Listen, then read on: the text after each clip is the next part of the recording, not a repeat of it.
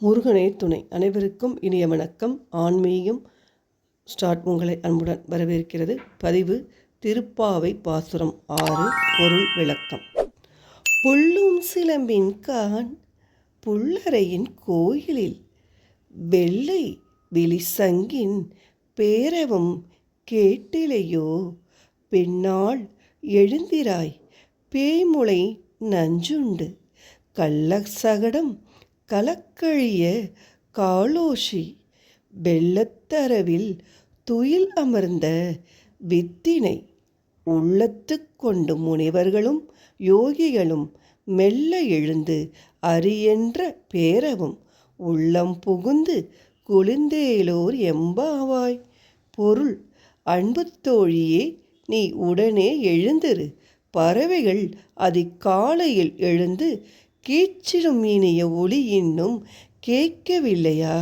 கருடனை வாகனமாக கொண்ட எம்பிரானின் கோயிலில் வெள்ளை நிற சங்குகள் எழுப்பும் முழக்கம் காதில் விழவில்லையா?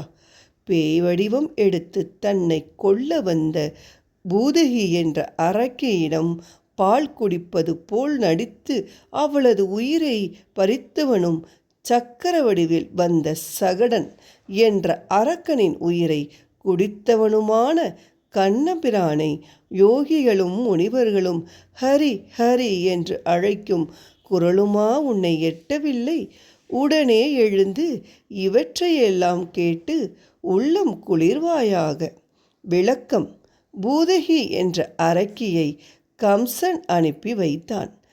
அவளை இம்சை செய்து கண்ணன் கொன்றிருக்கலாம். ஆனால் அப்படி செய்யவில்லை.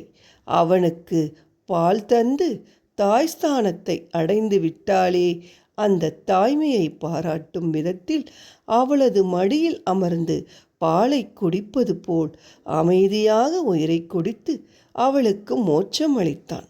எம்பிரான் கேரளாவில் அம்புலப்புழையில் இருந்து 25 கிலோமீட்டர் தூரத்திலுள்ள திருவண்டுண்டூர் என்ற ஸ்தலம் குறித்து இந்த பாடலை ஆண்டாள் பாடியதாக சொல்வர். நாளை 7ஆம் பாசுர பாடலில் பார்க்கலாம். நன்றி, வணக்கம்.